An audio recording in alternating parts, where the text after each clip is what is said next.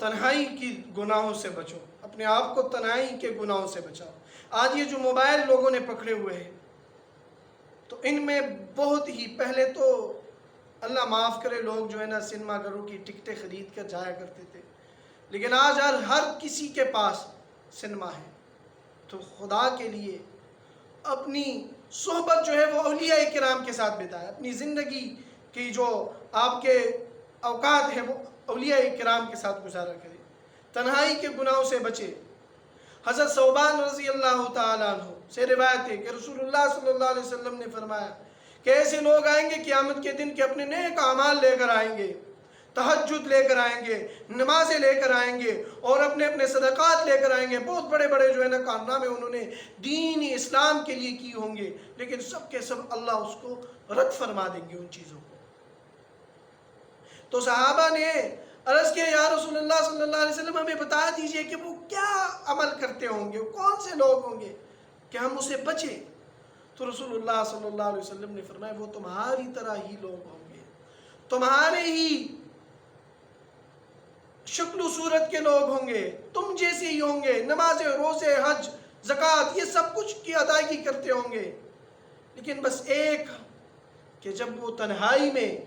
جاتے ہیں تو پھر وہ گناہ کو نہیں چھوڑتے، وہ گناہ کرتے ہیں۔ تو میرے بھائیوں دوستو گناہ سے بچے اور اللہ رب العالمین کہ ہاں گر گڑائے، اللہ سے معافیاں مانگے، اپنی زندگیوں کو سنوارے۔ اگر آپ کو پتہ ہے کہ تنہائی میں جاؤں گا تو مجھ سے گناہ ہونے کی جو لغزش ہے وہ ہو جائے گی، تو آپ تنہائی میں نہ جائیں۔ میں آپ کو ایک نوجوان کا قصہ سناتا ہوں۔ ایک نوجوان بہت بڑا، یہ مبلغ اسلام محمد علی صاحب، آپ نے جو ہے نا ان کا کئی بار وہ آپ نے مشہور آدمی ہے، ان کا کوئی اسٹوڈنٹ تھا۔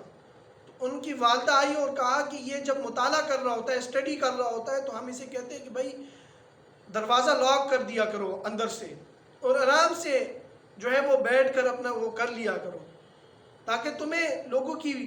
یہ آوازیں اور یہ چیخ و پکار اور یہ چیزیں نہ آپ ڈسٹرب نہ ہو جاؤ۔ لیکن یہ جو ہے وہ دروازہ کھول کے ہی رکھتا ہے ہمیشہ اپنے کمرے کا، حالانکہ ہم اوروں کو دیکھتے ہیں، بچوں کو، نوجوانوں کو، نوجوان بچوں کو، بچیوں کو، وہ جو ہے نا اپنے دروازہ لاک کر دیتی ہے اندر سے کہ بھائی مجھے خلل ہو رہا ہے پڑھائی میں اگر تم جو ہے نا مجھے ڈسٹرب کرو گے تو، اور یہ دروازہ نہیں بند کرتا۔ تو محمد علی صاحب کہتے ہیں کہ میں نے ان سے پوچھا کہ کیا وجہ ہے کہ تم دروازہ جو ہے وہ بند نہیں کرتے، حالانکہ تم جو ہے اپنے سکون کے ساتھ بیٹھ کر اکیلے تو اسٹڈی صحیح کر سکتے ہو، کیوں نہیں کرتے ہو؟ تو انہوں نے ایک بات کہی، اور محمد علی صاحب کہتے ہیں کہ وہ میرے دل کو لگ گئی۔ انہوں نے کہا کہ حضرت میں تنہائی کے گناہ سے ڈرتا ہوں، مجھ سے گناہ ہونے کا خطرہ ہوتا ہے، اس لیے میں دروازہ لاک نہیں کرتا۔ تو اپنی زندگیوں کو یوں بنائیں، اگر آپ سے تنہائیوں میں کوئی گناہ لغزش ہونے کا خطرہ ہو تو ان سے بچیے، آپ اپنے آپ کو مشغول بنائیں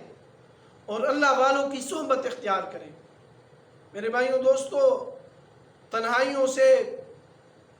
بچیے۔ ہاں وہ شخص جو ریاضت کر کر کے کسی پیری اکمل کے، پیری کامل سے وہ اپنا جو ہے وہ اس نے جو اسباق ہوتے ہیں وہ پورے کر چکے ہو اور وہ ایک اللہ والا بن چکا ہو، تو اس کے کوئی خطرہ نہیں۔ اس کے جو اذکار ہوتے ہیں صبح و شام جو اذکار ہوتے ہیں، اگر آپ یہ کریں گے تو انشاءاللہ العزیز آپ تنہائیوں کے غلط فہمیوں سے اس سے بچے رہیں گے۔ صرف غلط موویز دیکھنا یہ کوئی گناہ نہیں، بلکہ نامحرم عورت کو دیکھنا بھی گناہ ہے، اس سے بھی بچیے۔